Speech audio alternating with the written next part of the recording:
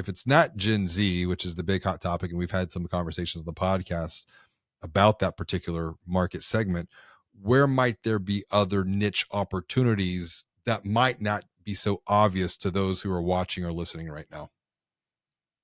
Yeah, so we're a bit contrarian on this aspect, I would say, which is that our first niche that we decided as a company to go focus on is actually the 50 plus demographic, which if you Really? go and talk to any credit union or bank right now, they're going to tell you the exact opposite is true. We care about Gen Z and millennials because of our aging demographic, and that's a Mm. bad thing because these people are phasing out and we need new blood in here. We need new life, in the credit union.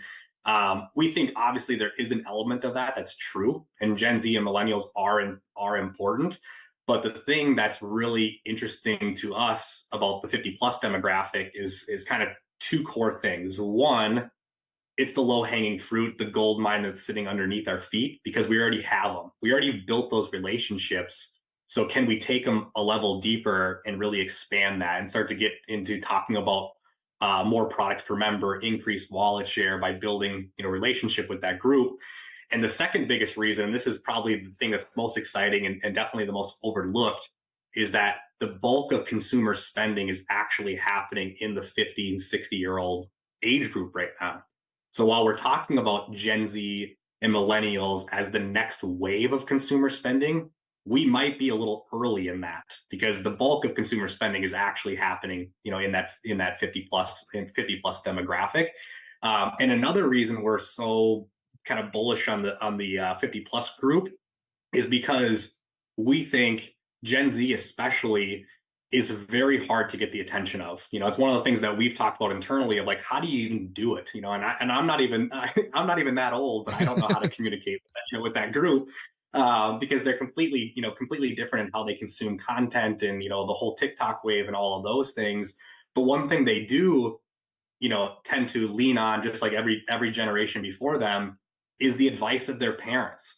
So if you can build a really solid relationship with the parent, then when the child, the Gen Z or millennial, is going to do a financial transaction, they might and more than likely will go to mom and dad and say, "What do you think I should do? Where do you think I should bank? Which Right. institution is right for me?" And that's where we think that there's this huge shift in people really trying to focus on Gen Z where Gen Z is. We think let's go the contrarian approach, which is get to their parents, build the deepest level of trust that you could possibly imagine, and then they will osmosis that to their kids, and Yeah. then the credit union will benefit because of that. This reminds me of the Robert Frost poem, Two Paths to Virgin and Yellow Wood, and I took the one less traveled, and that has made all the difference. I always appreciate a contrarian approach, even where I just recently posted on LinkedIn reflecting on that poem. I saw it my freshman year every day in high school. And it was a picture that had one path to the left and had one path to the right. And I always thought, well, what's the path less traveled? Until one day, it was an epiphany. It hit me. I go, what if the path less traveled was actually the path down the middle of the woods? It's the path that not many take, because if you go down the middle of the woods, it's going to be a little bit painful. But here, you're looking at this completely different. You're saying, we know the path. You have the relationships with this demographic that is transacting, spending. They have the money to deposit. They're looking for loans. And through that, we can make deposits into their trust fund that sits between their ears through content and experiences that will then go on to pay dividends whenever their kids are looking for help and hope around their finances.